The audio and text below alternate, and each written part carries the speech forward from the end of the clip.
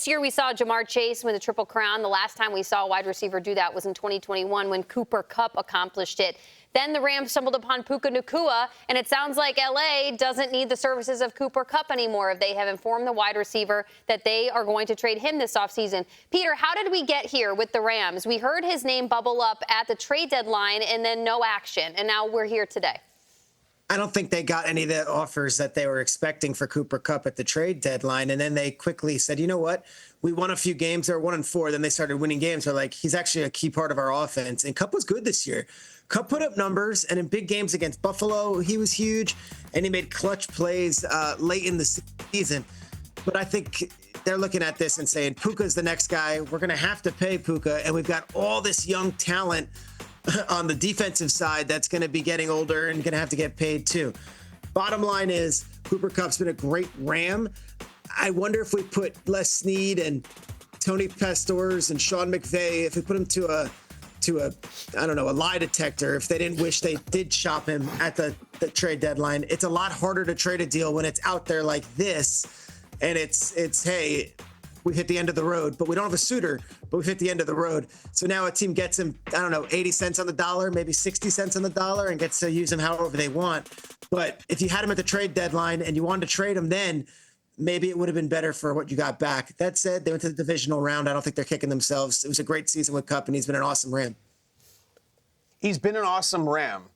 Is he an awesome wide receiver? That's what I look at going forward, and that's why I'm fascinated by Cooper Kupp, the player, right now, because there is a perception that goes back to him entering the league that he is a toy of McVay's and that he is a great McVay wide receiver. You can look at it, and there's actual video of when McVay and the Rams were drafting him in McVay's first draft, how he breaks down, how he's the perfect guy he wants for his system. Listen, I remember sitting here in 2017 when Peter is hyping Cooper Kupp because Peter knows McVay and knows how much he likes him. And Peter was saying that this third-round pick out of Eastern Washington was going to have 100 catches as a rookie. And now he didn't. That's fine. But Peter was right. He became a superstar. And you're like, God, well, is this guy really this good? Did the whole league miss on this third-round receiver out of Eastern Washington, or is just McVay have him how he wants him? Now we're saying, did the whole league miss on this fifth-round receiver named Puka Nacua? Or maybe is it just a creation of the McVay system, and if you took him out, he would be a nice player, but he wouldn't be a star. So if I'm Cooper Kupp, I'm hearing that, I'm channeling that, and wherever I land, I'm going to show that I am not McVay's toy. I am Cooper Kupp, an individual wide receiver who can do it anywhere. System receiver does follow him around. I know he's Triple Crown, he's a great guy, and I love everything he stands for.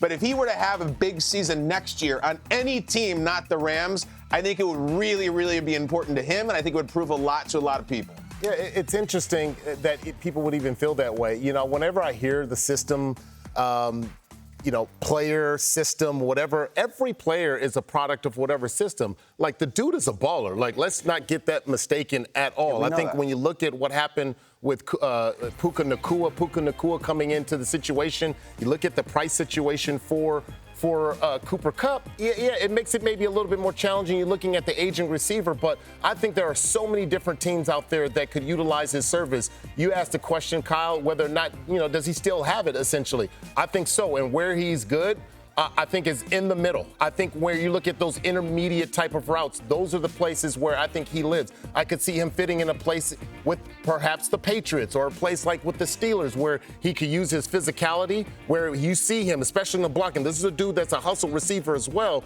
He does so many of the little things so well, and I think that would be a good fit. But I think when it comes to business, we all know it. I think a lot of fans get super excited or super supportive, should I say, when a team wants to move on from a player.